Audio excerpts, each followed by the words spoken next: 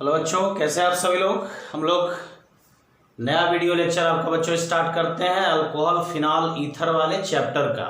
और आपको पता है कि मैंने अल्कोहल के सारे रिएक्शन, चाहे वो केमिकल प्रॉपर्टीज हो, फिजिकल प्रॉपर्टी हो या अल्कोहल के बनाने का प्रोसेस हो, सारा समाप्त कर दिया है।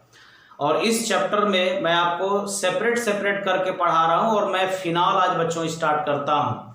जनरली फिनॉल को पढ़ने से पहले आप समझिए कि एरोमेटिक हाइड्रोक्सी यौगिक क्या होते हैं।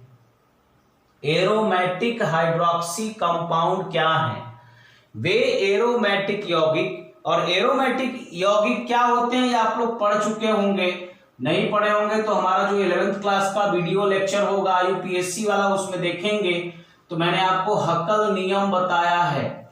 जो भी कंपाउंड हकल के नियम का पालन करते हैं वे एरोमेटिक यौगिक कहलाते हैं, ठीक है। और जिन बच्चों को हकल का नियम नहीं पता होगा तो वो मुझे कमेंट बॉक्स में जरूर लिख देंगे, तो मैं नेक्स्ट वीडियो लेक्चर में उनको हकल का नियम जरूर सेंड कर दूंगा या उसी में बता दूंगा, अपलोड रहेगा।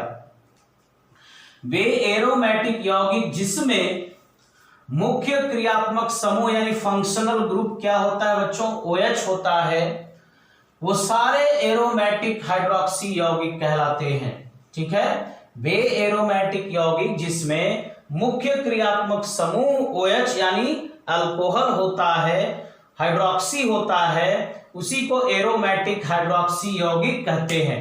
बच्चों इसमें अल्कोहल की बात हम लोग नहीं करेंगे, यहाँ OH समूह की बात हो रही है। और ये एरोमेटिक हाइड्रोक्सी यौगिक दो प्रकार के होते हैं, पहला फिनॉल, दूसरा है एरोमेटिक अल्कोहल। तो पहले बात करेंगे कि फिनॉल क्या होता है, फिनॉल क्या होता है उसके बारे में बात करेंगे, ठीक है। तो फिनॉल किसे कहते हैं, फिनॉल का मतलब होता है बच्चों वे एरोमेटिक यौगिक जिनमें OH समूह यानी हाइड्रोक्सी ग्रुप सीधे बेंजीन नाभिक से जुड़ा होता है। जैसे ये बेंजीन रिंग है, इससे OH समूह यहाँ या यहाँ कहीं भी इस बेंजीन नाभिक में यानी आर्थो पैरा किसी भी पोजीशन पर जुड़ा हो, सीधे बेंजीन नाभिक से जुड़ा होता है, उसी को बच्चों कहा जाता है फिनॉल्स। अब OH समूहों की संख्या के आधार पर फिनॉल को 3 भागों में विभाजित किया जाता है बच्चों। तो फिनॉल को 3 भागों में क्या विभाजित किया गया है, पहला होता है मोनोहाइड्रिक फिनॉल। मोनोहाइड्रिक फिनॉल किसको कहते हैं, जिसमें OH समूह की संख्या 1 होती है, उसे कहते हैं मोनोहाइड्रिक फिनॉल। जिसमें OH समूहों की संख्या 2 होती है, उसे कहते हैं डाइहाइड्रिक फिनॉल। जिसमें OH समूहों की संख्या 3 होती है, उसे कहते हैं बच्चों ट्राइहाइड्रिक फिनॉल। चलिए इन सबके एग्जाम्पल्स देखा जाए कि monohydric phenol, dihydric phenol, trihydric phenol के उदाहरण क्या होते हैं, ठीक है। फिनॉल्स अभी पढ़ेंगे बच्चों, उसके बाद तब एरोमेटिक अल्कोहल मैं आपको समझाऊंगा। फिनॉल एरोमेटिक कंपाउंड है, लेकिन फिनॉल को आप एरोमेटिक अल्कोहल नहीं कह सकते। एरोमेटिक अल्कोहल क्या है वो मैं आपको अभी बताने वाला हूं। फिलहाल अभी हम लोग देखिए फिनॉल के कुछ एग्जांपल्स। पहला मैंने आपको बताया बच्चों मोनोहाइड्रिक। मोनोहाइड्रिक फिनॉल में एक ही बस एग्जांपल है, जिसमें एक ही OH समूह किसी भी पोजीशन पे ये जुड़ जाए तो इसका नाम बच्चों होता है फिनॉल। दूसरा होता है डाइहाइड्रिक फिनॉल। डाइहाइड्रिक फिनॉल का मतलब ऐसा फिनॉल जिसमें 2 OH समूह हो। जैसे 2 OH समूह जुड़ गया, इस पोजीशन पर पोजीशन बदल देते हैं बच्चों, यहां कर दिया हमने, इसमें एक और पोजीशन आप बदल सकते हो। आपको पता है कौन सा पोजीशन आर्थो होता है, 1-2 position ortho, 1-3 position Meta, 1-4 position para. यहां पर देखिए 1-2 पोजीशन पे है, इसका मैं कॉमन नेम लिखता हूं और इसका कॉमन नेम होता है बच्चों कैटेकॉल। इसका नाम है कैटेकॉल, इसका नाम है रिसोर्सिनॉल। इसको रिसोर्सिनॉल के नाम से जानते हैं। और इस कंपाउंड का नाम क्विनॉल है, इसको क्विनॉल के नाम से जाना जाता है। ये बच्चों आपके 3 डाइहाइड्रिक फिनॉल होते हैं। इसको हम लोग बेंजीन 1,2 डाइऑल भी लिख सकते हैं। इसका नाम होता है बेंजीन 1,2 डाइऑल।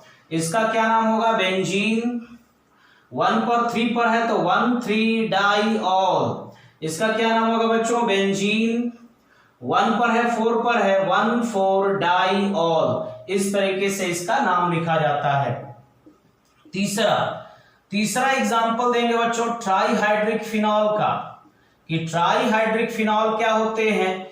जिसमें 3 OH समूह पाया जाता है उसे बच्चों कहा जाता है ट्राइहाइड्रिक फिनॉल।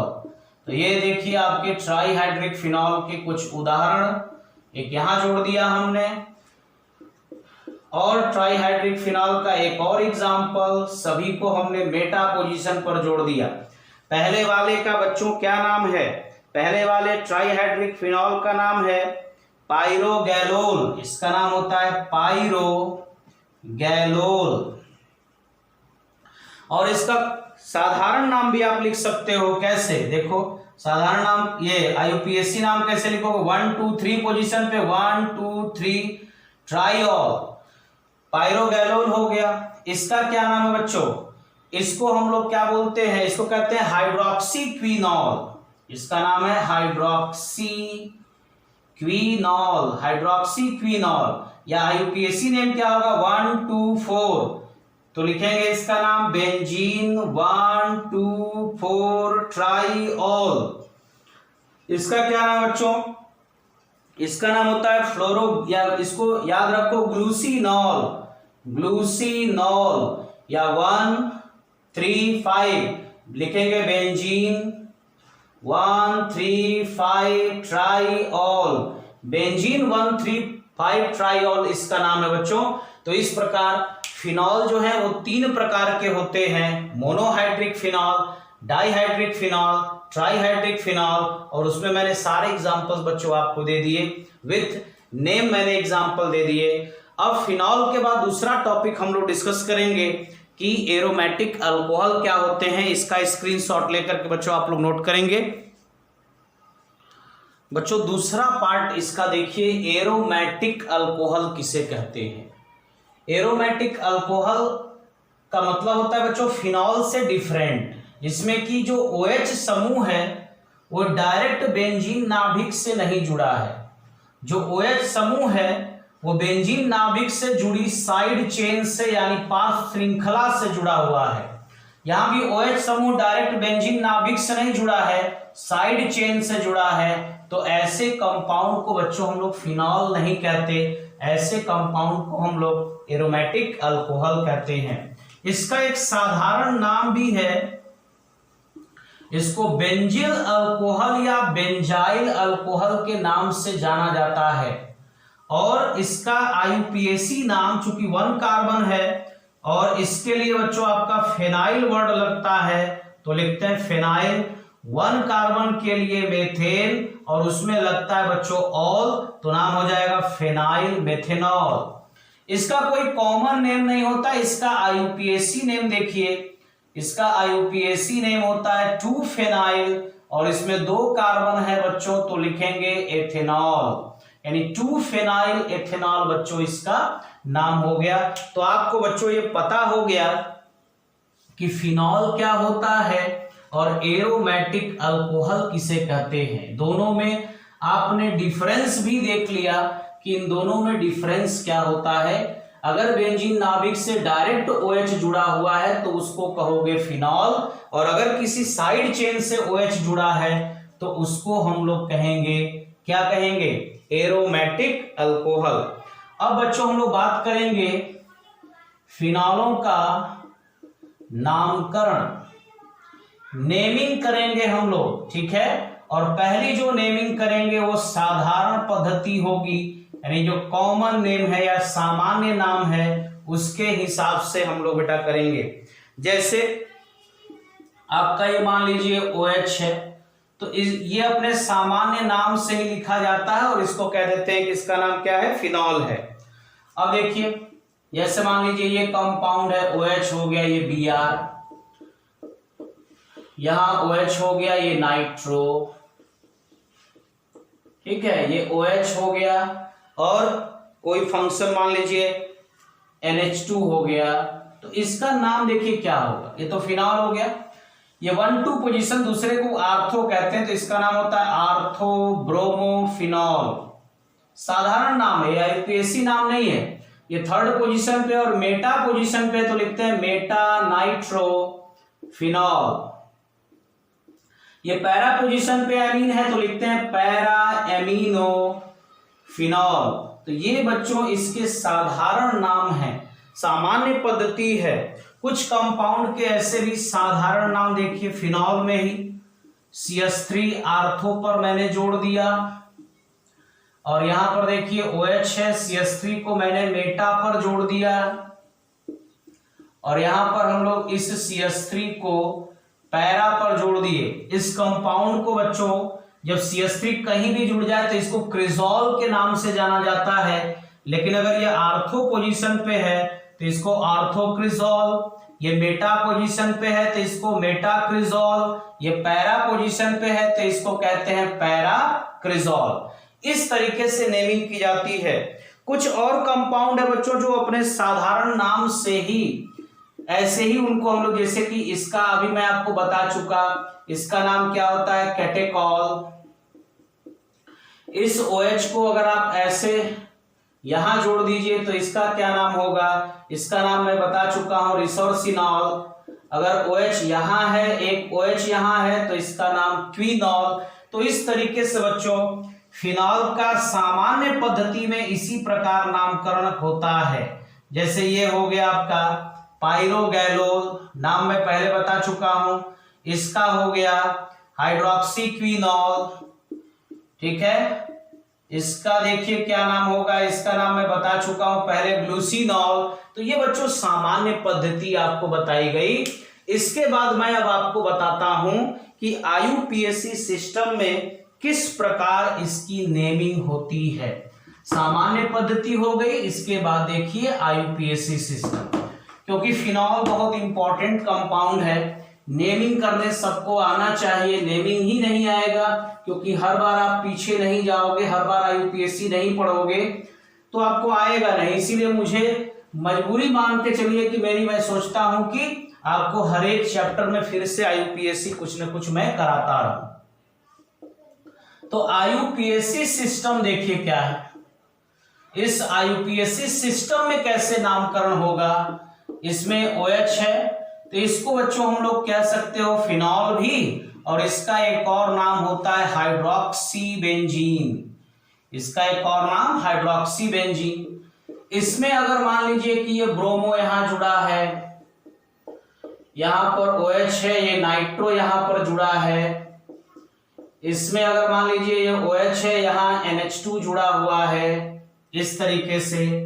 और अभी मैंने आपका इसका IUPAC नेम भी बताया, डाइहाइड्रिक फिनॉल का IUPAC नेम क्या होगा, यहां जुड़ा है तो क्या होगा 1 2 3 ऐसे है तो इसका क्या नाम होगा, ठीक है। या OH, अगर ऐसे OH यहां जुड़ा है तो इसका IUPAC नेम क्या होगा, ये चीज जानना बच्चों जरूरी है। यहां CH3 जुड़ा है तो इसका क्या नाम होगा, देखिए इसका नाम क्या होगा बच्चों 1 2, तो इसका नाम होगा 2 ब्रोमो फिनॉल, 3 नाइट्रो पोजीशन दे करके फिनॉल ऐसे लिखेंगे, 4 एमिनो फिनॉल ऐसे करके लिखा जाएगा।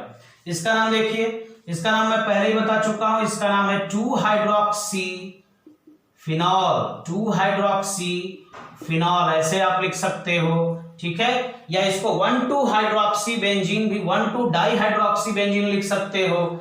इसको हम लोग 3 हाइड्रोक्सी बेंजीन लिख सकते हैं, या 2,3 हाइड्रोक्सी बेंजीन, या 1,3 डाई हाइड्रोक्सी बेंजीन सॉरी बच्चों, जब यहाँ पे 3 हाइड्रोक्सी करेंगे तो फिनॉल लिखेंगे। यहाँ 1,3,5 ट्राई हाइड्रोक्सी बेंजीन लिख सकते हैं, या यहाँ पे 3,5 डाई हाइड्रोक्सी फिनॉल भी लिख सकते हैं। इसका नाम देखिए 1,2, यानी इसको लिख सकते हैं 2 मेथाइल फिनॉल। इस तरीके से बच्चों इसकी नेमिंग होती है। इसको लिखेंगे 4 मेथाइल फिनॉल।